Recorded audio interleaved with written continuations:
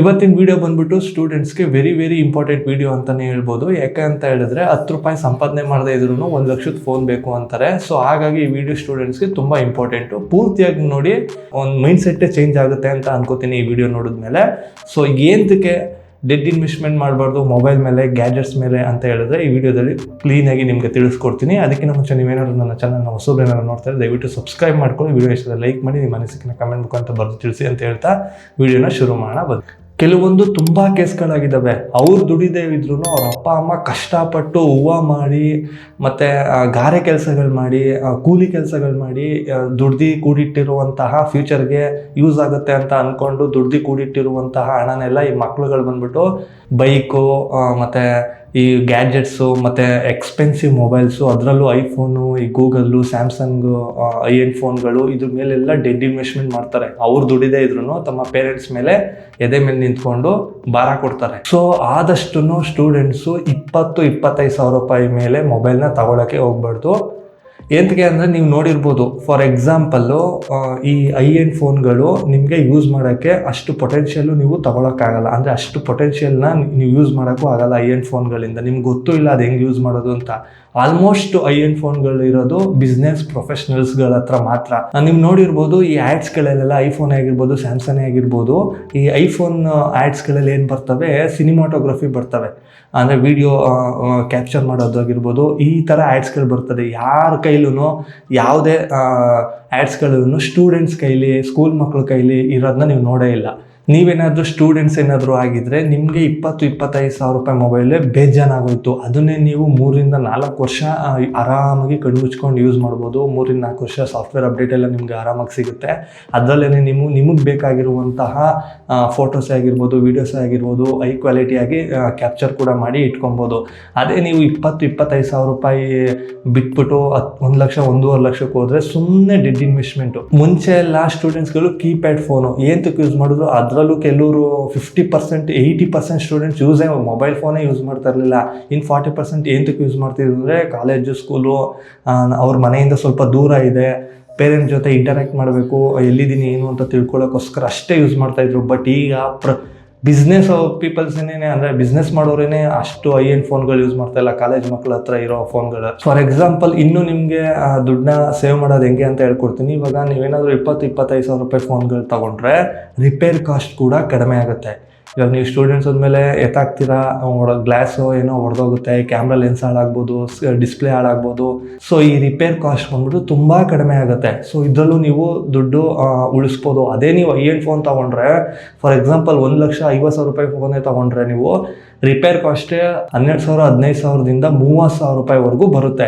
So ನೀವು ಅದ್ರಲ್ಲಿ ಹೊಸ ಮೊಬೈಲೇ ತಗೋಬೋದು, ಆರಾಮಾಗಿ ಚೆನ್ನಾಗಿರೋದು. ಆಮೇಲೆ ನೀವು 1 ಲಕ್ಷ ರೂಪಾಯಿ ಮೊಬೈಲ್ ತಗೊಳ್ಳೋ ಬದಲು ನಿಮಗೆ ಸ್ಟಡೀಸ್ಗೆ ಯೂಸ್ ಆಗುವಂಥದ್ದು, ಇಲ್ಲ ನೀವು ಕಂಟೆಂಟ್ ಏನಾದ್ರು ಮಾಡ್ತಾ ಇದ್ರೆ, ವಿಡಿಯೋ ಎಡಿಟಿಂಗ್ ಮಾಡ್ತಾ ಇದ್ರೆ, ನೀವು ಒಂದು 20,000 ರೂಪಾಯಿ ಮೊಬೈಲ್ ತಗೊಂಡು 80,000 ರೂಪಾಯಿ ಲ್ಯಾಪ್ಟಾಪ್ ಮೇಲೆ ಇನ್ವೆಸ್ಟ್ ಮಾಡ್ಬೋದು, ಇಲ್ಲ ಟ್ಯಾಬ್ಗಳನ್ನ ತಗೋಬೋದು. ಏನಕ್ಕಾದ್ರೂ ಯೂಸ್ ಆಗುತ್ತೆ. ಮೊಬೈಲ್ ತಗೊಳ್ಳೋ ಬದಲು ನೀವು ಈ ಥರ ಏನಾದರೂ ಲ್ಯಾಪ್ಟಾಪು, ಟ್ಯಾಬ್ಸು ಏನಾದರೂ ತಗೊಂಡ್ರೆ ಫ್ಯೂಚರ್ಗಾದ್ರೂ ಯೂಸ್ ಆಗುತ್ತೆ. ಮತ್ತು ನಿಮ್ಮ ಕ್ರಿಯೇಟಿವಿಟಿ ಸ್ವಲ್ಪ ಏನಕ್ಕಾದ್ರೂ ಕಂಟೆಂಟ್ ಏನಾದ್ರು ಮಾಡೋದಾದ್ರೆ ಅದರಲ್ಲೂ ಕೂಡ ಯೂಸ್ ಆಗ್ಬೋದು. ಫಾರ್ ಎಕ್ಸಾಂಪಲ್, ನೀವು ಕಂಟೆಂಟ್ ಕ್ರಿಯೇಟ್ ಮಾಡ್ತಾ ಇದ್ದೀರಾ, ಐಫೋನಲ್ಲಿ ಕ್ಲಾರಿಟಿ ಚೆನ್ನಾಗಿದೆ, ಐಫೋನೇ ತಗೋಬೇಕು, ಅದರಲ್ಲೇ ರೀಲ್ಸ್ ಮಾಡಬೇಕು ಅಂದರೆ ಪ್ರತಿಯೊಬ್ಬರ ಹತ್ರನೂ ಐಫೋನ್ ಇಟ್ಕೊಂಡೇನೆ ರೀಲ್ಸ್ ಮಾಡಿಲ್ಲ. ಹಿಂದೆ ಎಲ್ಲ ಬೆಳೆದಿರೋದು ಸಣ್ಣ ಪುಟ್ಟ ಮೊಬೈಲ್ಗಳಿಂದಾನೆ.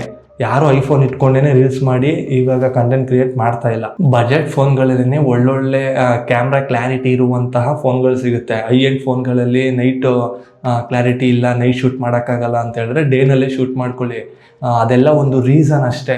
ಅದಿಲ್ಲ ಇದಿಲ್ಲ ಅನ್ನೋದು ಒಂದು ರೀಸನ್ ಅಷ್ಟೇ. ನೀವು ಮಾಡಬೇಕಾ 10,000 ರೂಪಾಯಿ ಮೊಬೈಲನ್ನು ಒಳ್ಳೊಳ್ಳೆ ಕಂಟೆಂಟ್ ಕ್ರಿಯೇಟ್ ಮಾಡ್ಬೋದು, ಒಳ್ಳೊಳ್ಳೆ ಎಡಿಟಿಂಗ್ ಕೂಡ ಮಾಡ್ಬೋದು. ಬಿಸ್ನೆಸ್ ಮಾಡೋರಿಗೆ ಮಾತ್ರ ಅಂತ ಯಾಕೆ ಹೇಳ್ತೀನಿ ಅಂದರೆ, ಐ-ಎಂಡ್ ಫೋನ್ಗಳು ಅವ್ರಿಗೆ ಟೈಮ್ ಸೇವ್ ಆಗುತ್ತೆ. ಕಮ್ಮಿ ದುಡ್ಡಿನ ಮೊಬೈಲ್ ತಗೊಳ್ಳಿ, ಅದೇ ದುಡ್ಡನ್ನ ಬೇರೆ ಕಡೆ ಎಲ್ಲಾದರೂ ಇನ್ವೆಸ್ಟ್ ಮಾಡಿ.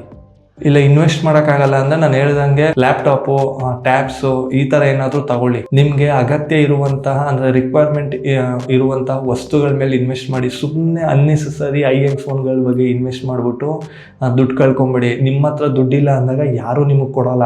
ಎಮರ್ಜೆನ್ಸಿಗೆ ಏನಾದರೂ ದುಡ್ಡು ಬೇಕಾಗಿತ್ತು ಅವಾಗ ಯಾರೂ ನಿಮಗೆ ಕೊಡೋಲ್ಲ. ಈ ಕಮ್ಮಿ ಬಜೆಟಿನ ಅಂದರೆ ನಾನು ಏನು ಹೇಳ್ತಾ ಇದ್ದೀನಿ, ಈ ಕಮ್ಮಿ ಬಜೆಟಿನ ಫೋನ್ಗಳು ಎಂಡ್ ಫೋನ್ಗಿನ್ನ ಜಾಸ್ತಿ ಬ್ಯಾಟ್ರಿ ಪ್ಯಾಕಪ್ ಕೊಡುವಂಥದ್ದು ಮತ್ತು ಕೆಲವೊಂದು ಪ್ರೊಸೆಸರೇ ಆಗಿರ್ಬೋದು ಎಲ್ಲ ಚೆನ್ನಾಗೇ ಬರ್ತಾ ಇದೆ ಕಮ್ಮಿ ಫೋನ್ ಬಜೆಟಲ್ಲೂ. ಅದನ್ನೇ ತಗೋಬೋದು ನೀವು. ನಾನು ಹೇಳಿರೋದು ನಿಮಗೆ ಎಲ್ಲ ಅರ್ಥ ಆಯಿತು ಅಂತ ಅನ್ಕೋತೀನಿ. ಈಗಿನ ನಾನು ನೋಡ್ತಾ ಇದ್ದರೆ 5ನೇ ಕ್ಲಾಸ್ ಹುಡುಗನ ಹತ್ರನೂ ಎಂಡ್ ಫೋನ್ ಯೂಸ್ ಮಾಡ್ತಾ ಇದ್ದಾನೆ. ಅವ್ನಿಗೆ ಇಷ್ಟ ಇಲ್ಲದೆ ಇದ್ರು ಅಂದರೆ ಅವ್ನಿಗೆ ಗೊತ್ತಿಲ್ಲದೆ ಇದ್ರು ಫ್ರೆಂಡ್ಸು ಸುತ್ತಮುತ್ತ ನೋಡಿಬಿಟ್ಟು ನನಗೂ ಬೇಕು ಅಂತ ಯೂಸ್ ಮಾಡ್ತಾ ಇರೋದು ನಾನು ಎಷ್ಟೋ ಜನ ನೋಡ್ತಾ ಇದ್ದೀನಿ. ಏನು ಮಾಡ್ತಾರೆ, ನಾನೊಂದು ಐಫೋನ್ ತಗೋಬೇಕು ಅಂತ ₹1 ₹2 ಕೂಡಿಟ್ಕೊಂಡು ತಗೊಳ್ಳೋರು ಇದ್ದಾರೆ. ಬಟ್ ಅವರು ಅಷ್ಟು ವರ್ಷದಿಂದ ಕೂಡಿಟ್ಕೊಬಂದಿರೋ ದುಡ್ಡು ಎಲ್ಲ ಒಂದೇ ಸಾರಿನೂ ವೇಸ್ಟ್. ಮೊಬೈಲ್ ಮೇಲೆ ಇನ್ವೆಸ್ಟ್ ಮಾಡ್ತಾರೆ, ವೇಸ್ಟ್ ಆಗುತ್ತೆ. ಅದೇ ಒಂದು ದುಡ್ಡು ಬೇರೆ ಏನಕ್ಕಾದರೂ ಅವರ ಕೆರಿಯರ್ ಗ್ರೋತ್ ಆಗೋಕ್ಕೋ, ಇಲ್ಲ ಏನೋ ಒಂದು ಬ್ಯಾಡ್ಮಿಂಟನ್ ಕೋರ್ಸ್ ಕಲಿಯೋಕ್ಕೋ, ಇಲ್ಲ ಮ್ಯೂಸಿಕ್ ಕ್ಲಾಸ್ ಕಲಿಯೋಕ್ಕೋ, ಆಮೇಲೆ ಇಲ್ಲ ಕ್ರಿಕೆಟ್ ಕೋಚಿಂಗ್ ಕಲಿಯೋಕ್ಕೋ ಇದ್ರ ಮೇಲೆ ಇನ್ವೆಸ್ಟ್ ಮಾಡಿಬಿಟ್ಟಿದ್ದಿದ್ರೆ ಲೈಫ್ ಲಾಂಗು ಯಾವ ರೀತಿ ಅಂದರೆ, ಇವಾಗ ಹೊಸ ಮೊಬೈಲ್ ಬರುತ್ತೆ ಅಂದ್ಕೊಳ್ಳಿ, ನಾಳೆ ಲಾಂಚ್ ಮಾಡ್ತಾರೆ ಅಂದ್ಕೊಳ್ಳಿ, ಆ ಕೋರ್ಸ್ ಏನಾನ ಕಲಿತ್ಬಿಟ್ಟು ಅದ್ರಲ್ಲಿ ಬರೋ ಹಣನ ತೊಗೊಂಡು ನಾಳೆನೇ ಫ್ರ್ಯಾಕ್ಷನ್ ಆಫ್ ಎ ಸೆಕೆಂಡ್ ತೊಗೊಬೋದು. ಆ ಥರ ಏನಾದರೂ ಕೋರ್ಸ್ಗಳ ಮೇಲೆ ಇನ್ವೆಸ್ಟ್ ಮಾಡಿದ್ದಿದ್ರೆ. ಬಟ್ ಈಗ ಏನಂದರೆ, ಈಗ ಕೂಡಿಟ್ಟಿರೋ ದುಡ್ಡು ಎಂಡ್ ಫೋನ್ ಮೇಲೆ ಇನ್ವೆಸ್ಟ್ ಮಾಡ್ತಾರೆ. ಇನ್ನು ನೆಕ್ಸ್ಟ್ ಬರುತ್ತೆ, ತಗೊಳಕ್ಕೆ ದುಡ್ಡಿರಲ್ಲ. ಯಾಕಂದರೆ ಈ ಕಡೆ ಕೋರ್ಸು ಕಲ್ತಿಲ್ಲ, ಈ ಕಡೆ ಏನೋ ಮಾಡಬೇಕು ಅನ್ನೋದು ಒಂದು ದುಡ್ಡು ಏನಿರುತ್ತೆ ಅದನ್ನು ಇನ್ವೆಸ್ಟ್ ಮಾಡಿಲ್ಲ, ಡೆಡ್ ಇನ್ವೆಸ್ಟ್ಮೆಂಟ್ ಮಾಡ್ತಾರೆ, ಅಲ್ಲೇ ಸ್ಟಾಪ್ ಆಗೋಯ್ತು ಅವ್ರದ್ದು. 20,000 ಮೊಬೈಲಲ್ಲೇ ನಿಮಗೆ ಕಂಪ್ಲೀಟ್ ಪ್ಯಾಕೇಜು ಸಿಗುತ್ತೆ. ಅದೇ ಅಮೌಂಟು ನಾನು ಹೇಳ್ದಂಗೆ ಏನಂತರ ಮೇಲಾದರೂ ಇನ್ವೆಸ್ಟ್ ಮಾಡಿದ್ರೆ ನಿಮಗೂ ಯೂಸ್ ಆಗುತ್ತೆ, ನಾಳೆ ಕಾಲಕ್ಕೆ ನಿಮ್ಮ ಫ್ಯೂಚರ್ಗೂ ಯೂಸ್ ಆಗುತ್ತೆ. ನಾನು ಹೇಳ್ದಂಗೆ ಕೋರ್ಸ್ಗಳು ಕಲೀರಿ, ಎಜುಕೇಷನ್ ಕಂಪ್ಲೀಟ್ ಮಾಡಿ, ಫ್ಯೂಚರ್ನ ಒಂದು ಒಳ್ಳೆ ರೀತಿಯಾಗಿ ಬಿಲ್ಡ್ ಮಾಡಿ. ಅವಾಗ ಬೇಕಾದ್ರೆ ನಿಮಗೆ ಹೊಸ ಇನ್ನೂ ಚೆನ್ನಾಗಿರುವಂತಹ ಫೀಚರ್ಸ್ ಇರುವಂತಹ ಫೋನ್ಗಳು ಬರ್ತವೆ. ನೀವು ಆರಾಮಾಗಿ ಕಣ್ಣು ಮುಚ್ಕೊಂಡು ತೊಗೋಬೋದು. ಈ ರೀತಿ ಕೂಡಿಟ್ಕೊಂಡು ತೊಗೊಳ್ಳೋವಂಥ ಅವಶ್ಯಕತೆನೇ ಇರಲ್ಲ. EMIಯಲ್ಲೂ ತೊಗೊಳ್ಳೋವಂಥ ಅವಶ್ಯಕತೆ ಇರಲ್ಲ. ಫುಲ್ ಕ್ಯಾಶಲ್ಲೇ ತೊಗೊಂಡ್ಬಿಡ್ಬೋದು. ನೀವು ನೋಡಿರ್ಬೋದು, ಒಳ್ಳೆ ಮೈಂಡ್ಸೆಟ್ಟು ಮತ್ತು ಇನ್ವೆಸ್ಟ್ಮೆಂಟ್ ಇರೋ ಮೈಂಡ್ಸೆಟ್ ಜನಗಳು ಕಮ್ಮಿ ರೇಂಜ್ ಫೋನೇ ಯೂಸ್ ಮಾಡೋದು ಗುರು. ₹12,000 ಫೋನ್ ಯೂಸ್ ಮಾಡೋರು ನೋಡಿದ್ದೀನಿ, ಐ ಪೀಪಲ್ಸ್ಗಳು. ಯಾಕಂದರೆ ಅವ್ರಿಗೆ ಈ ಥರ ಡೆಡ್ ಇನ್ವೆಸ್ಟ್ಮೆಂಟು ಮಾಡಿ ಅಭ್ಯಾಸ ಇಲ್ಲ. ಆ ಇನ್ವೆಸ್ಟ್ಮೆಂಟ್ನೇ ಬೇರೆ ಕಡೆ, ಅಂದರೆ ದುಡ್ಡು ಡಬಲ್ ಆಗೋ ಕಡೆ ಅವರು ಇನ್ವೆಸ್ಟ್ಮೆಂಟ್ ಮಾಡ್ತಾರೆ. ಸೊ ನಿಮಗೆ ಒಳ್ಳೆ ಆಪರ್ಚುನಿಟಿ. ನನಗೆ ಈ ಥಾಟು ಏನಾದರೂ ನನ್ನ ಸ್ಕೂಲ್ ಟೈಮಲ್ಲೋ ಇಲ್ಲ ಕಾಲೇಜ್ ಟೈಮಲ್ಲೋ ಬಂದಿದ್ದಿದ್ರೆ ನಾನು ಇನ್ನೂ ಎಲ್ಲೋ ಇರ್ತಿದ್ದೆ ಅಂತಲೇ ಹೇಳ್ಬೋದು. ಸಖತ್ತಾಗೇ ಇರ್ತಿದ್ದೆ. ಬಟ್ ಇದು ಲೇಟಾಗಿ ಅರಿವಾಯಿತು.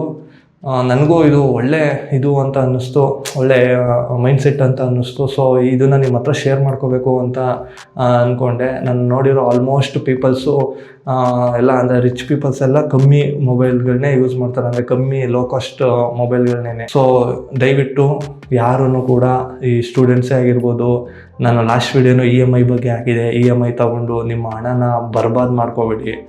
ರೈಟ್ ಅಮೌಂಟ್ನ ರೈಟ್ ಕಡೆ ಇನ್ವೆಸ್ಟ್ಮೆಂಟ್ ಮಾಡಿ, ಅದು ಡಬಲ್ ಆಗುತ್ತೆ, ಫ್ಯೂಚರ್ಗೂ ನಿಮ್ಗೆ ಹೆಲ್ಪ್ ಆಗುತ್ತೆ. ಇವಾಗಿನ ನೋಡೋಕೆ ಹೋದರೆ ನಿಮ್ಮದು ನಾಳೆ ಅಳಿಸ್ಕೊಳ್ಳುತ್ತೆ. ಅದೇ ಇವಾಗಲೇ ಚೆನ್ನಾಗಿಯೇ ಫೌಂಡೇಶನ್ ಕರೆಕ್ಟಾಗಿತ್ತು ಅಂತ ಹೇಳಿದ್ರೆ ನಾಳೆ ದಿನ ನಿಮ್ಮ ಬಿಲ್ಡಿಂಗು ಅದ್ಭುತವಾಗಿ ಬರುತ್ತೆ. ಈ ವಿಡಿಯೋ ಇಲ್ಲಿಗೆ ಮುಗಿಸ್ತಾ ಇದ್ದೀನಿ. ಈ ವಿಡಿಯೋ ನಿಮ್ಗೆ ಇಷ್ಟ ಆಯಿತು ಅಂತ ಅನ್ಕೋತೀನಿ. ಇಷ್ಟ ಆದರೆ ದಯವಿಟ್ಟು ಸಬ್ಸ್ಕ್ರೈಬ್ ಮಾಡ್ಕೊಳ್ಳಿ ಮತ್ತು ಲೈಕ್ ಮಾಡಿ, ನಿಮ್ಮ ಅನಿಸಿಕೆನ ಕಮೆಂಟ್ ಮುಖಾಂತರ ಬರೆದು ತಿಳಿಸಿ ಅಂತ ಹೇಳ್ತಾ ನೆಕ್ಸ್ಟ್ ವಿಡಿಯೋ ಸಿಗೋಣ. ಸ್ಟೇ ಸೇಫ್, ಬಾಯ್.